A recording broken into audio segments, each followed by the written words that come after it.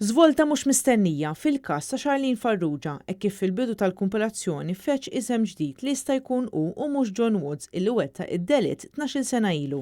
Il-Brittaniku tressaq il-qorti quddiem il-Maġistrat Marcel Farrugia akkużat b'dan l-assassinju u li ħeba il-katavru tal-vittma bir-raġel kien wieġeb mhux ħati tal-akkużi miġjuba kontrih. Uffiċjali tas-CID iddeskriva dettalji makabri ta' qtil ta' Farrugia u spjega kif John Woods qal illi tfajla kienet tmur tiffittaħ biex jagħtiha xi flus.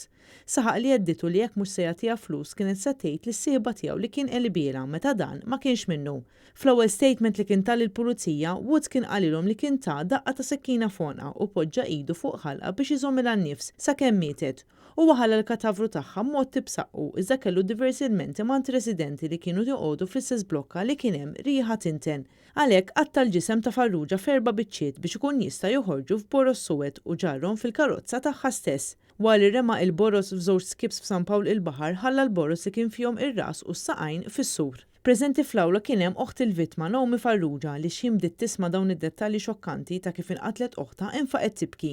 L-uffiċjal tas-CID sostna li fi statement ieħor John Woods semma lil ċertu Jesmond Cassar magħruf bħala Tito, issuspettat li kellha l-pulizija lura fl-2008. F'Ottubru tas-sena l-oħra il-pulizija għamlu konfront bejn Woods u Cassar. Dan għaliex Woods kien implika lit Tito fil-qtil ta' Charlene Farrugia.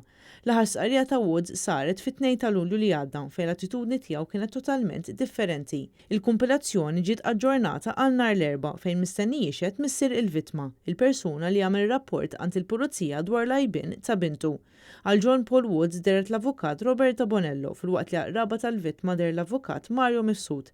Il-prosekuzzjoni tmexxiet mill-ispetturi James Gregg u Jonathan Rensley.